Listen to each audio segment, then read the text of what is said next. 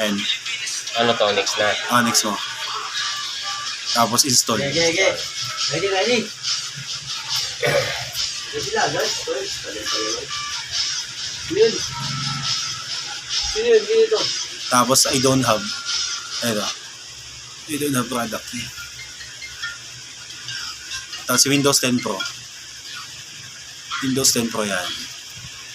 Tapos next mo lang. Hindi mo kasama kayo Tapos ba? accept. Tapos custom. Yan. Wag yan, yung unang-una. Hindi ako gumalang eh. Yan. Okay. Di kahit ano, mouse na gamitin mo pag dyan. Delete mo na. Mamaya ka na next. Delete mo muna. Sige. Yan, delete.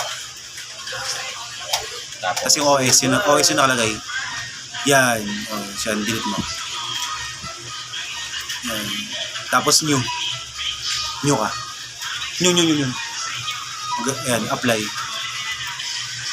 Tapos okay. Tapos, delete mo muna yung kay Jer. Kasi yan, delete mo yan. Delete mo yan ulit.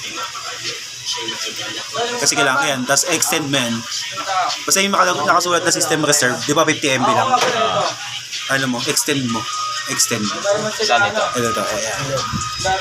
Type mo dyan 1,000. Buray. Ay, Buhay mo yan. Wala ka lang. Maya ako konti. 1,000. Ayan. Apply. Baka lumaki. Tapos ito, unlocated space ito. Malaman mo naman to. Pag ito, magkasama yung dalawa kasi parehas drive 0, di ba? Ito, ibang drive yan, yung hard disk yan. Ito, kahit wag mo na galawin yan. Kasi di ba may mga games din dyan. Kahit di mo na galawin yan. Ito ng drive 0 na lang. Tapos yan, unlocated, new ka ulit. Tapos apply. Apply mo yan, diretso. Apply lang. Ayan. tapos, Yun lang. Diba, pagka wala kang hard disk, kunwari isa lang, SSD lang, ang makikita mo dyan, system reserve, tapos ito. pag isang hard disk lang, ito lang. No, ito lang. Ito kasi dalawa, diba? SSD tapos hard disk to, diba? Pag SSD lang, ito lang ang makikita mo. Kaya pag hard disk lang isa, kaya ganyan lang. Basta ito, pag nag-create ka, diba nagiging 50 MB to? Ang gawin mo 1,000 yung sa may extend. Pero di-delete mo muna to. Pagka-delete mo, magiging free na to. Tapos gawin mo 1,000 to. Tapos create ka ulit new. Tapos magiging ganyan na siya, diba? Tapos next mo. Next na siya. Oo. Yan.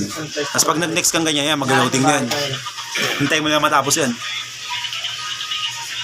Yan ko muna to.